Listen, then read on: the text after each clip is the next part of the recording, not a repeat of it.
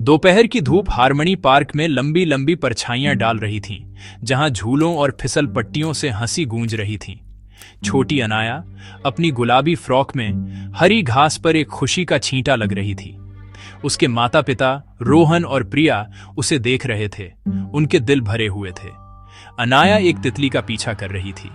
उसकी चोटियां हर उछाल के साथ ऊपर नीचे हो रही थीं। प्रिया एक कॉल का जवाब देने के लिए मुड़ी और रोहन एक किताब में खोया हुआ था। उन्हीं पलों में दुनिया डगमगा गई। जब उन्होंने ऊपर देखा, अनाया गायब थी। घबराहट अंदर आ गई जब उन्होंने उसका नाम पुकारा।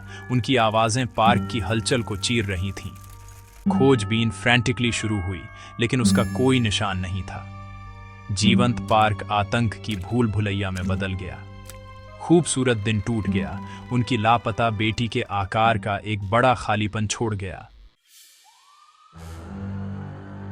पुलिस स्टेशन घर से बहुत दूर लग रहा था जब रोहन और प्रिया ने हॉरर को फिर से बताया। पेट्रोल कारें भेजी गईं। अधिकारी अनाया की तस्वीर के साथ तैयार थे। दिन हफ्तों में बदल गए। जांच थरो लेकिन फ्रूटलेस थी। हर लीड एक डेड एंड में बदल गई, जैसे अनाया हवा में गायब हो गई हो। रोहन और प्रिया के लिए हर दिन टॉर्मेंट की एक इटर्निटी था। उनके घर की खामोशी उस हंसी की लगातार याद दिला रही थी जो गायब थी। पुलिस के पास खोखले रीअश्योरेंसेस के अलावा कुछ नहीं था। केस फाइल मोटी होती गई, नेगेटिव से भरी हुई। किसी भी सुराग की कमी सबसे डरावना सुराग था।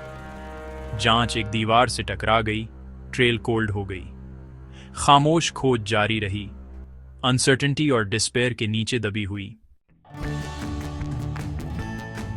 इंस्पेक्टर तनुज, जो अपनी एम्पैथी के लिए जाने जाते थे, ने केस संभाला। उन्होंने रोहन और प्रिया की बात सुनी, जेन्युइन होप देते हुए। तनुज ने केस को फिर से देखा, यह मानते हुए कि जवाब साफ दिख रहा था। वह हार्मनी पार्क में घूमे, उसे एक बच्चे की आंखों से देखते हुए। उनके सौम्य व्यवहार ने अनाया को घर लाने के फियर्स रिजॉल्व को छिपाया। तनुज की सेंसिटिविटी उनकी सबसे बड़ी ताकत थी, शहर की अनदेखी धाराओं को समझते हुए। वह सिर्फ एक पुलिस अधिकारी से बढ़कर थे। वह एक गार्डियन थे, जवाब खोजने के लिए दृढ़।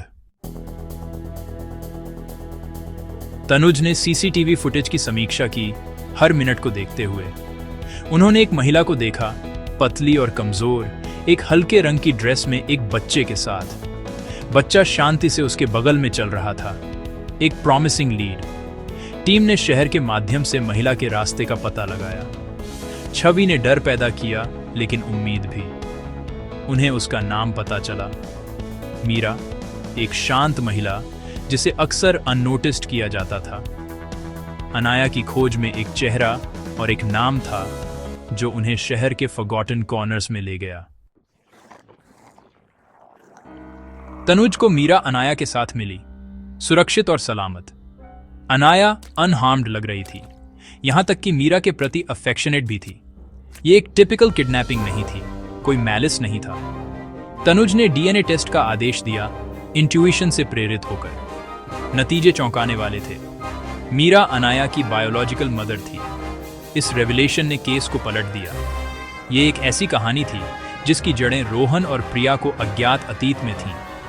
तनुज को एक ऐसी स्थिति का सामना करना पड़ा जो एक साधारण जांच से परे थी। डीएनए रिपोर्ट ने दर्द और रहस्यों से भरे अतीत का एक दरवाजा खोल दिया। अनकही सच्चाई आखिरकार सुनने के लिए तैयार थी। तनुज ने मीरा से बात की, एक किडनैपर के रूप में नहीं, बल्कि एक मां के रूप में। मीरा ने गरीबी और हार्ट ब्रेकिंग चॉइसेस की अपनी कहानी सुनाई। उसने अपनी बेटी को एक बेहतर जीवन के लिए छोड़ दिया था। गोद लेने के कागजात पर उसका हस्ताक्षर अबैंडनमेंट के रूप में डिस्गाइज्ड प्यार का एक कार्य था। मीरा का जीवन स्पाइरल्ड हो गया, लेकिन वह अपनी बेटी को कभी नहीं भूली। पार्क में उस दिन वह बस उसे गले लगाना चाहती थी। यह एक मां का दिल था जो अपने बच्चे के लिए तरस रहा था। तनुज ने परिवारों के बीच एक मीटिंग का आयोजन किया। रोहन और प्रिया ने मीरा की कहानी सुनी। उनका गुस्सा पिघल गया। उन्होंने मीरा को एक और मां के रूप में देखा, न कि एक क्रिमिनल के रूप में। दर्द और मिसअंडरस्टैंडिंग पर एम्पैथी का एक नाजुक पुल बनाया गया था। अनाया उनकी बेटी थी, लेकिन मीरा उसकी मां थी। वे एक छोटी लड़की के लिए प्यार से बंधे दो परिवार थे। तनुज ने दो आत्माओं को जोड़ा था, न कि सिर्फ एक केस को सुलझाया था। इमोशनल ब्रेक थ्रू के बावजूद कानून बना रहा।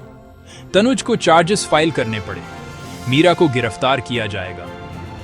रोहन और प्रिया को कोई मैलिस महसूस नहीं हुआ, केवल पिटी और ग्रेटिट्यूड। राज्य कंप्लेनेंट था, केस पब्लिक। मीरा ने अनाया के साथ अपने समय के लिए कीमत के रूप में अपनी गिरफ्तारी स्वीकार कर ली। उसकी एकमात्र रिक्वेस्ट अनाया को आखिरी बार देखना था। तनुज ने एक ऐसी दुनिया के इनजस्टिस को देखा जहां प्यार जेल की ओर ले जाता था। हथकड़ियां समाज की रिजिड लाइंस का प्रतीक थीं। कानून का पालन किया गया, लेकिन यह एक खोखली जीत जैसा लगा। केस बंद हो गया, लेकिन उसकी गूंज बनी रही। मीरा की सजा लीनियंट थी, रोहन और प्रिया के कारण।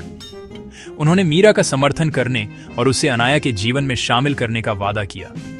ये कहानी एक लेजेंड बन गई, एम्पैथी और हीलिंग का एक सबक। तनुज बदल गए, ह्यूमैनिटी की सेवा करने में अपने विश्वास को रीअफर्म करते हुए। रोहन और प्रिया ने अपना वादा निभाया, मीरा को अपना जीवन फिर से बनाने में मदद की। अनाया अपनी मासी के बारे में सच्चाई जानेगी। यह कहानी एक माँ के प्यार के बारे में थी, सही और गलत की सिंपल डेफिनेशंस को चुनौती देती हुई। कंपैशन सबसे बड़ा कानून है जो हमें अंधेरे से गाइडिंग करता है और घावों को भरता है।